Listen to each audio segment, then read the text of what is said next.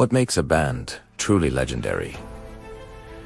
Is it the music, the live shows, or is it the epic story of creation, conflict, and enduring influence? Today, we're rediving into the cosmic journey of one of the greatest rock bands of all time, Pink Floyd.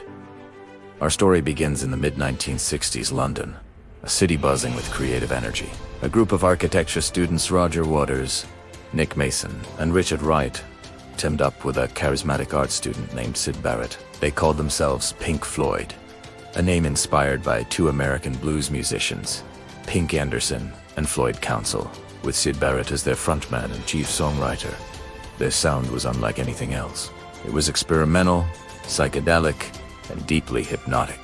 Their 1967 debut album, The Piper at the Gates of Dawn, was a masterpiece of British psych, capturing the whimsical and unpredictable spirit of its creator.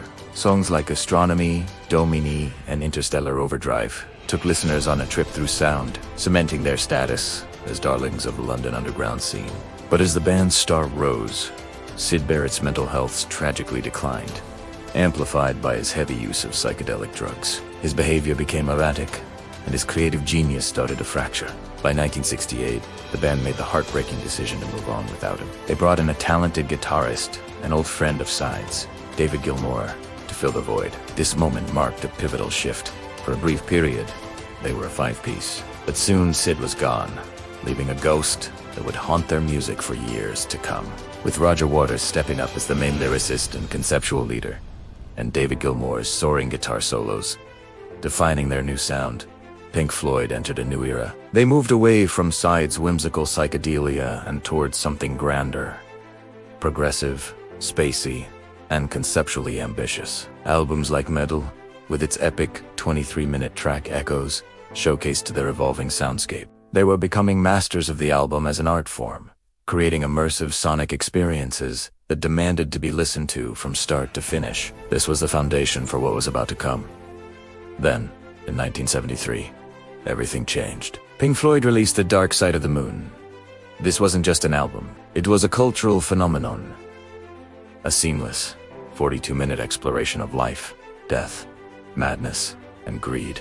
It resonated with millions. With its groundbreaking production, iconic prism artwork, and themes that felt both personal and universal, it spent an unbelievable 988 weeks on the Billboard charts. It transformed Pink Floyd from a popular progressive rock band into global superstars. They followed this with Wish You Were Here in 1975, a poignant tribute to Syd Barrett, and The Politically Charged Animals in 1977, a scathing critique of society inspired by George Orwell's Animal Farm.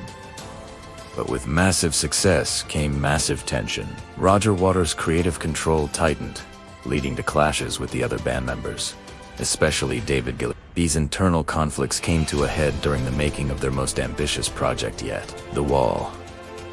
Released in 1979, this rock opera told the story of a rock star named Pink, whose isolation builds a metaphorical wall around him. It was a deeply personal and theatrical album for Waters, spawning a massive, elaborate stage show.